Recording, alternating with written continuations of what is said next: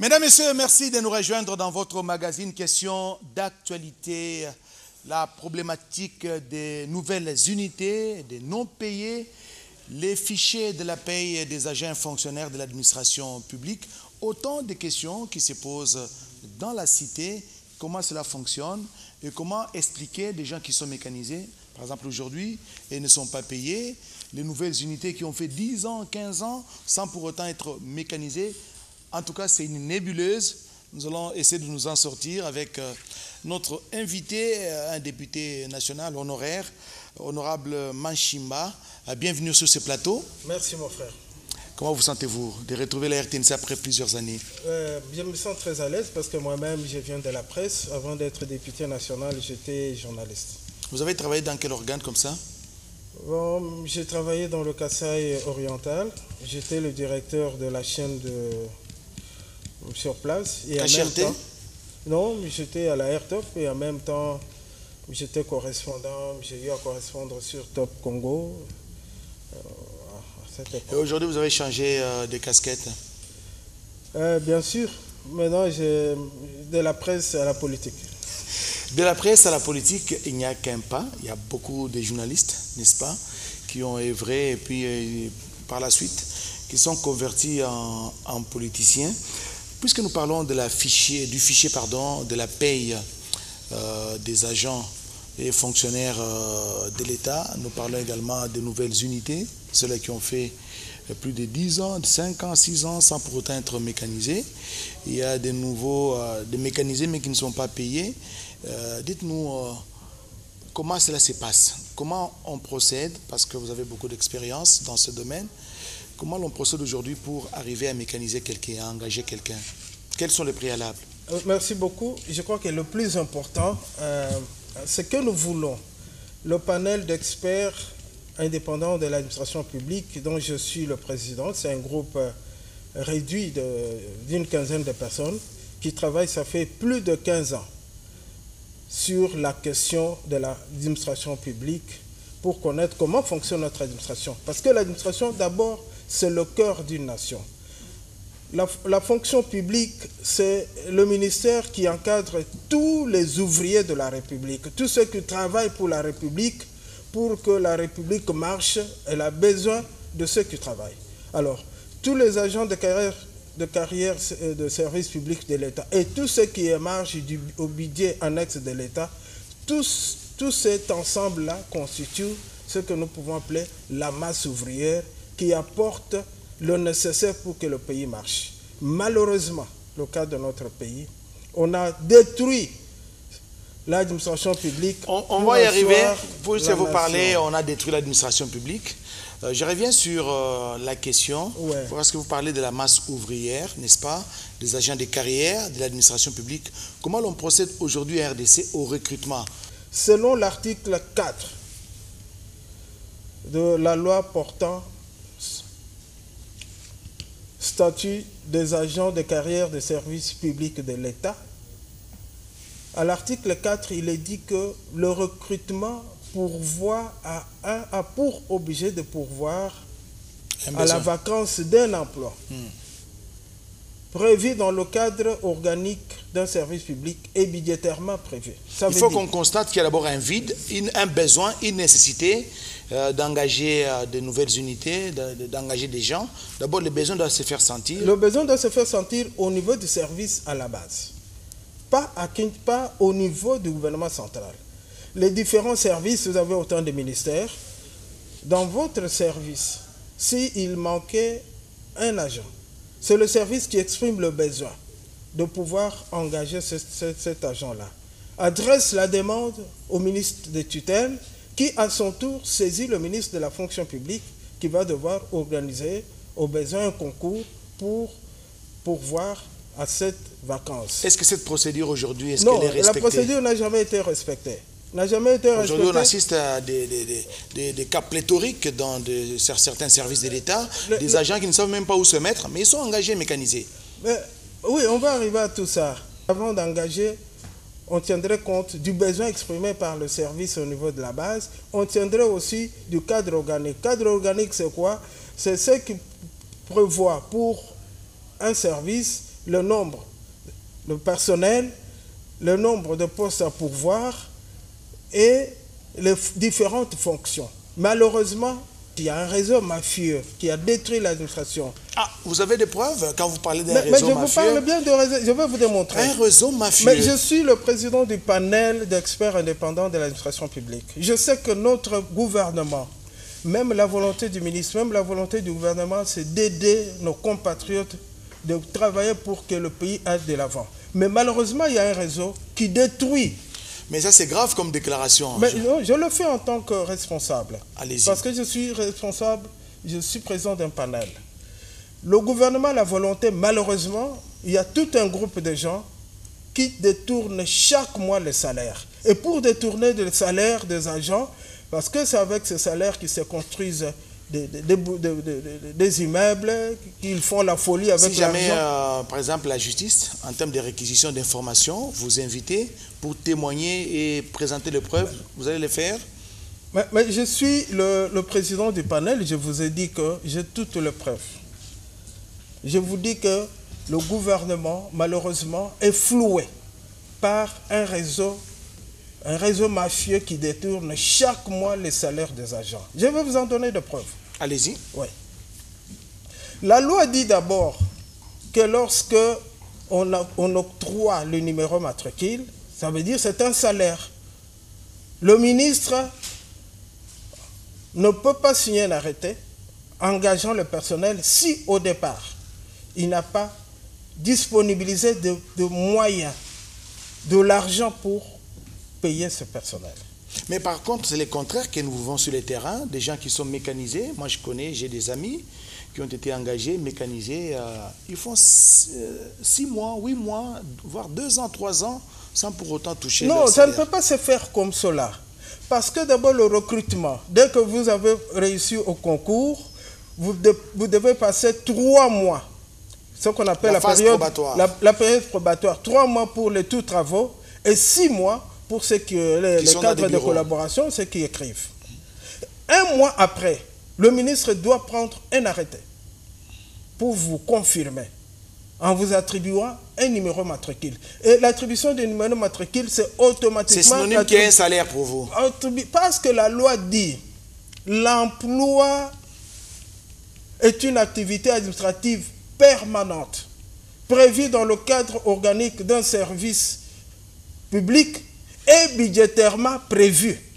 Mais attendez, oui, vous nous expliquer, parce que c'est un paradoxe par rapport à tout ce que nous vivons sur le terrain. C'est vraiment un paradoxe.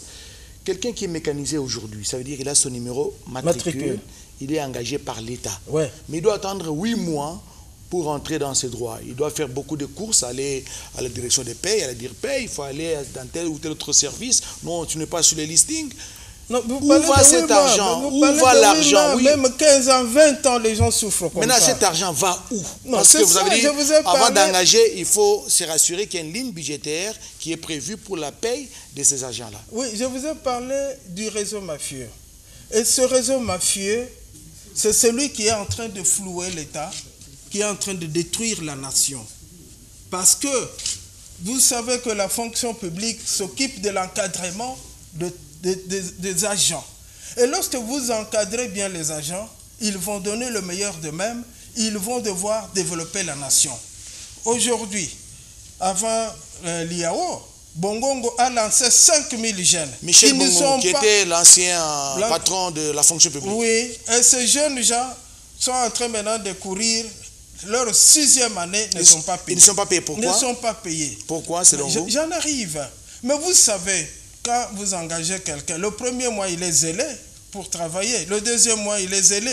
Le 3e, il n'a pas de salaire, il est démotivé. Maintenant, vous gardez cet homme-là 5 ans, 3 ans durant, il n'a pas de salaire. C'est une bête? Non, il va réfléchir. Comment ils peuvent survivre? Pendant qu'il y a les uns qui ne sont pas payés, mais nous, on continue à engager encore d'autres personnes. Mais nous y arrivons. Ces gens-là, ils vont commencer à réfléchir comment gagner parce que l'État ne leur donne pas de l'argent. Quand une personne peut détourner des milliards et faire mal à la nation, maintenant vous avez... Des milliards en francs congolais. En francs congolais. Maintenant, vous avez 5000 que vous engagez, que vous ne payez pas. Ces gens-là doivent venir payer le transport, ils ont des problèmes de leur famille, ils ont des problèmes de survie, ils ont tout le problème de maladies. Et comment ils vont vivre? Ce sont des hommes. Ils vont se battre pour piquer ici, piquer là-bas. Ça veut dire ils seront obligés. Vous les obligez à faire quoi? À détruire, à voler, à détruire. Vous les obligez contre eux-mêmes, contre leur volonté, parce que vous ne leur donnez rien.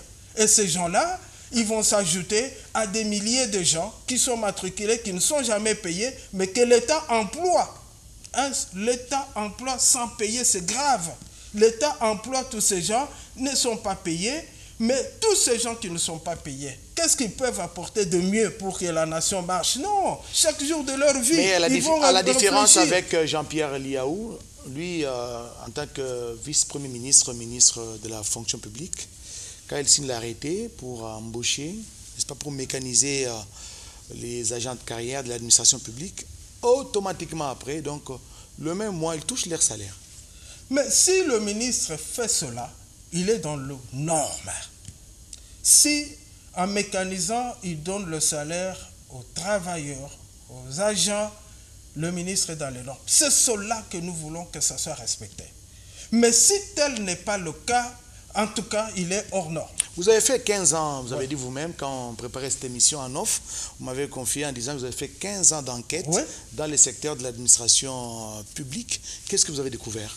Oui, nous avons beaucoup découvert que l'administration publique est détruite par un réseau mafieux.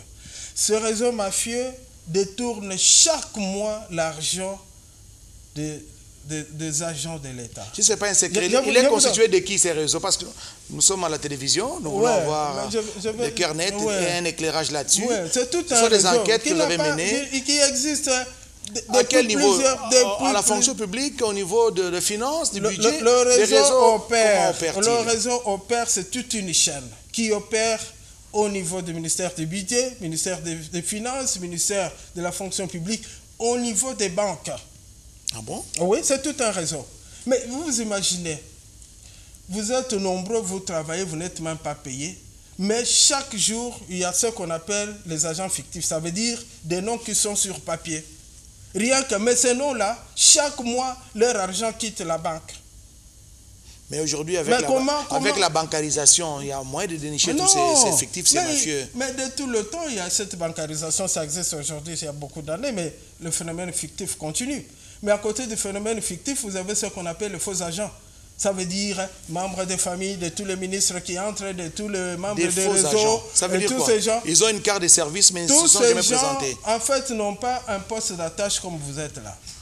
Ce sont des gens qui sont chez eux à la maison, qui ont été engagés, qui ont une carte, mais chaque mois à la banque, ils vont retirer leur argent, mais qui ne connaissent même pas leur poste d'attache. Il ne faut pas me dire ça. Ça existe à Kinshasa, en RDC? Mais c'est des milliers de gens comme ça qui prennent de l'argent chaque mois à la banque, pendant que ceux qui travaillent ne gagnent pas.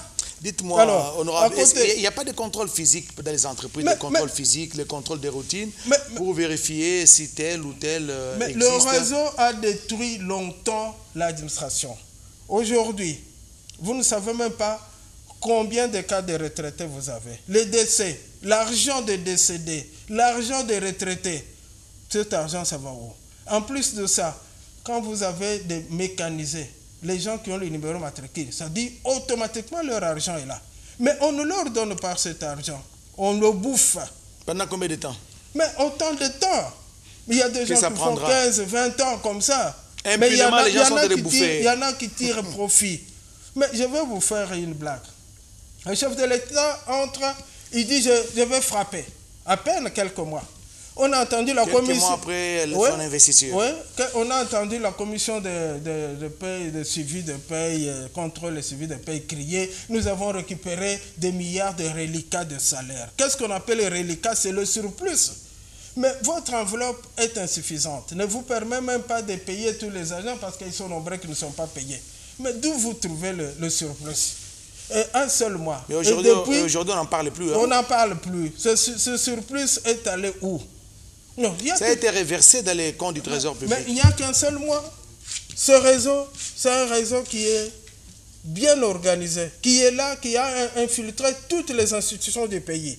Est-ce que vous, en tant que député national honoraire, bien sûr, est-ce que vous pouvez contribuer à démanteler ces réseaux si jamais on vous associe, puisque vous avez mené une enquête qui a pris pratiquement 15 ans, n'est-ce pas, et vous avez découvert qu'il y a un important réseau avec des ramifications dans plusieurs autres services de l'État.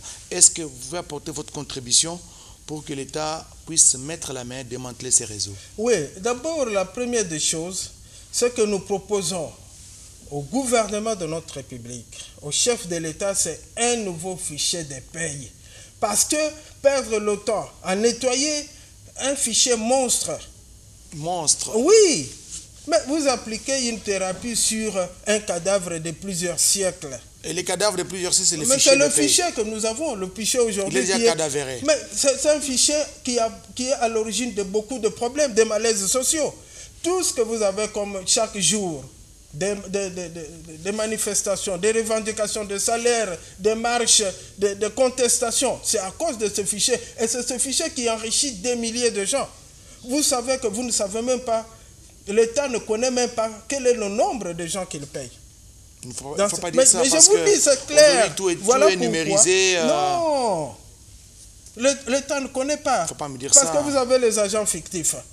Vous ne savez pas. Non, l'État peut connaître les nombres. Peut-être que parmi ces nombres-là, dans ce nombre, il y a des fictifs. Non, l'État ne connaît pas. Il y a des agents, des faux agents, comme vous le dites. Je vous dis qu'il y a un directeur qui a été chargé de ce fichier-là, qui a été suspendu parce qu'il était incapable de donner au ministre le nombre, le fichier en soi.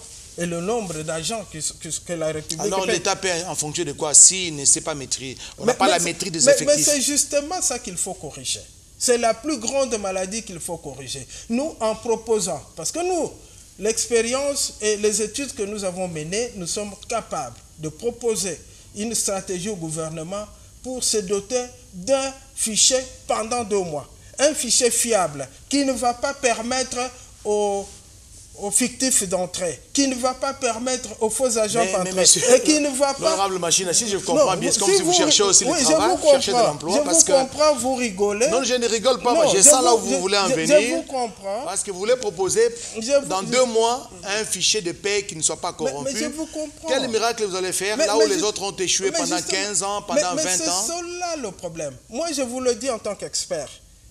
Mais vous utilisez pratiquement le langage du réseau, qui est là à décourager tout le monde, à trouver que les hommes ne sont pas capables de trouver des solutions là où on croit que c'est impossible. Pourtant, si je vous donne le secret, vous verrez que tout est clair et vous ne pourrez même pas poser la question. Les secrets, je vous donne un petit exemple. C'est lesquels, les secrets? Oui, je ne veux pas... Voilà, je vais... Allez-y, oui, mais nous voulons avoir la même compréhension de... Tout à fait, nous allons avoir la même compréhension. Mm-hmm. Voilà un exemple. Quand vous ne comprenez pas les choses, ça peut vous paraître magique. Mais quand on vous révèle le secret, vous verrez que tout est clair. C'est quoi le secret? J'y arrive. Donc, vous allez comprendre que dans notre pays, les gens ne veulent pas entendre ce qui est faisable. Ils ne veulent pas entendre ce qui est possible. Eux veulent entendre ce qu'eux veulent entendre. Je suis passé par l'hôpital des cinquantenaires. Je suis expert, j'observe toute la réalité sociale. Chaque jour, quand on fait la levée des corps, il y a un embouteillage monstre. Moi-même, j'ai été victime. On m'a arraché la plaque d'immatriculation. Parce que j'ai dit à la police, voilà, je vous propose quelque chose de plus simple. Au lieu que tous ceux qui viennent de la ville coupent la route pour entrer directement à l'hôpital de cinquantenaire, obliger ces gens d'aller contourner le rond-point Mollard, en remontant, ils entrent, ils ne vont gêner personne.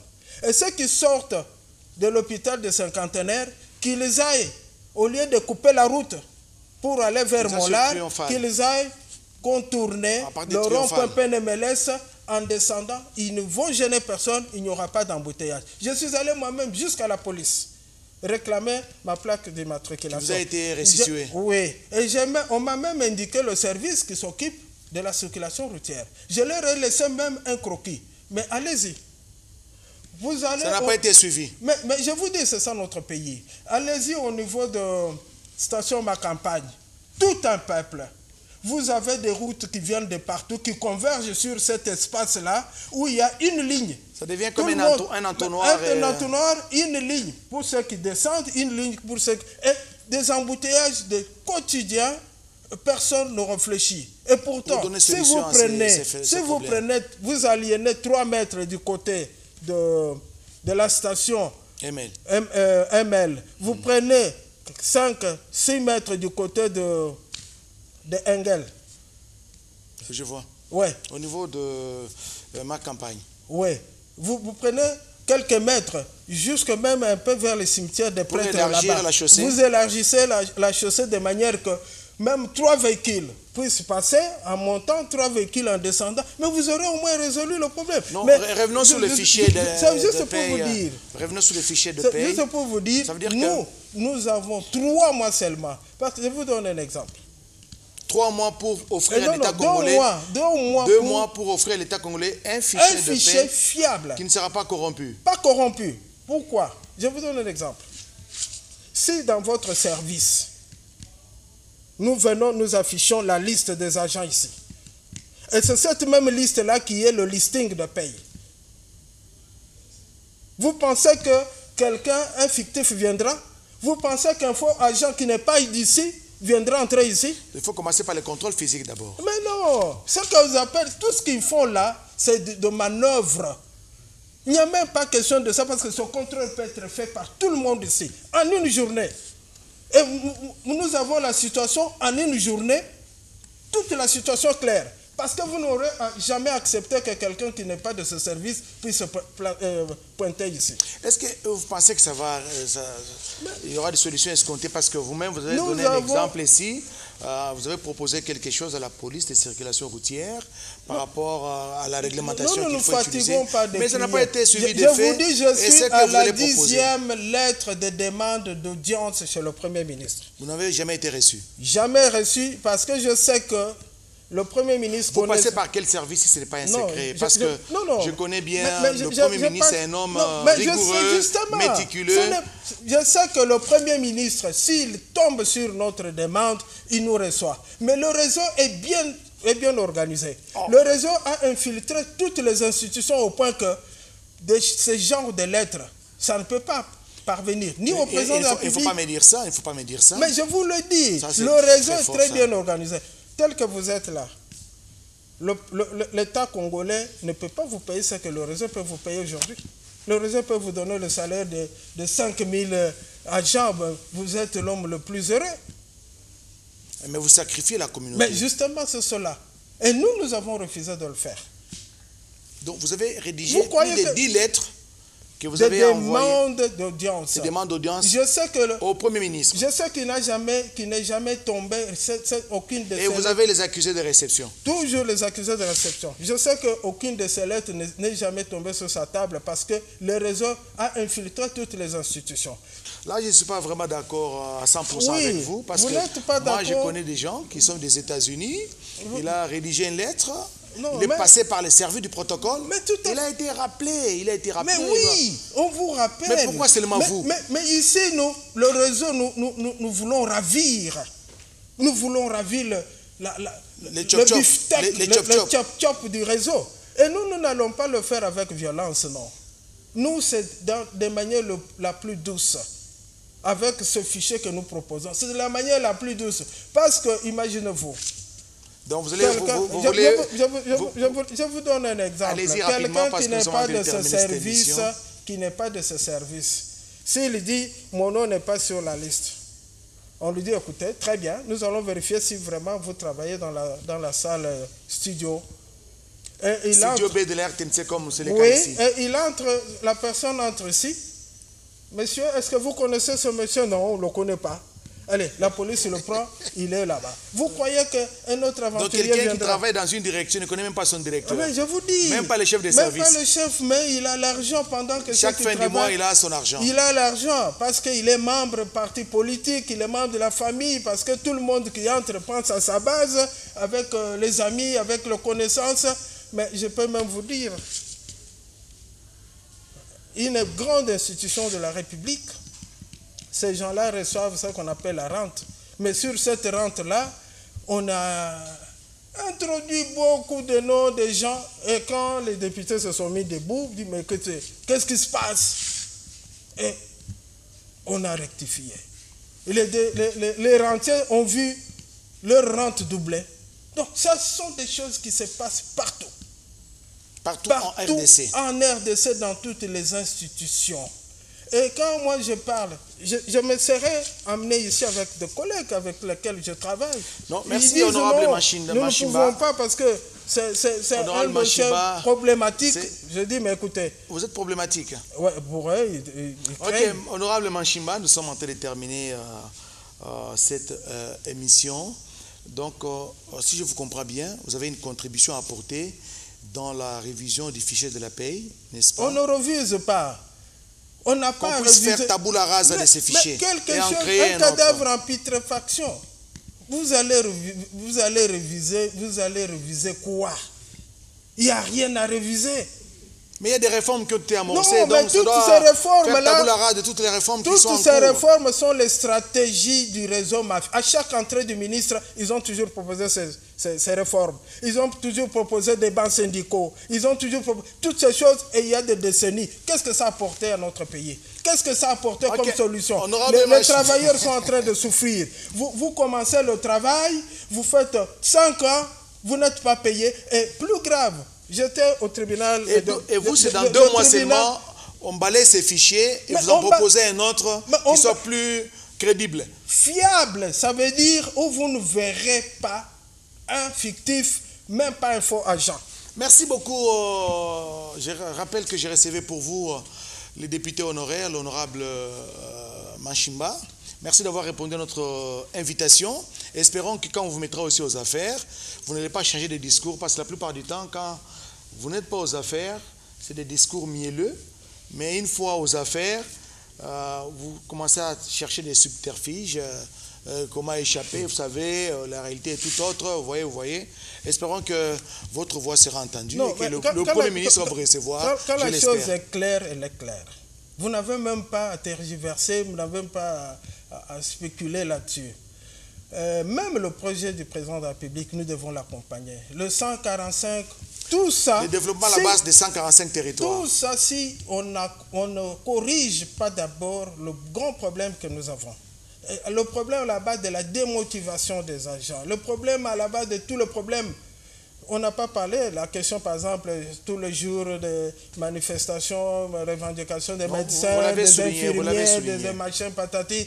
Mais tout ça, c'est dans ce fichier-là. Si nous corrigeons ce fichier, s'il y a un nouveau fichier, je crois que les choses vont évoluer normalement. L'administration sera extirpée de tous les diables qui les détruisent et même les ouvriers seront motivés à apporter leur contribution, le meilleur d'eux-mêmes pour que la nation aille de l'avant. Essayez aussi de faire un pas de rencontrer le vice-premier ministre, ministre de la Fonction J'espère publique. qu'à travers les médias, il pourra tout au moins, nous n'avons pas besoin qu'il nous écoute pendant ne fût-ce que 5 minutes et il vous dira, vous aviez raison de recevoir les membres du panel.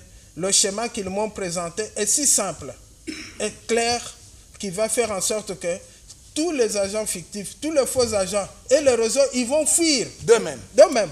Voilà, mesdames, messieurs, c'est la fin de cette émission. Question d'actualité, le message est bien passé. Monsieur Machimba, qui est un député honoraire, a proposé son schéma à lui pour débarrasser la République du réseau mafieux au sein de l'administration publique, pour débarrasser le pays de tous les agents fictifs, de tous les faux agents qui font saigner en blanc les finances publiques. Il ne me reste qu'à vous dire sincèrement merci. Bon titre de programme sur votre télévision.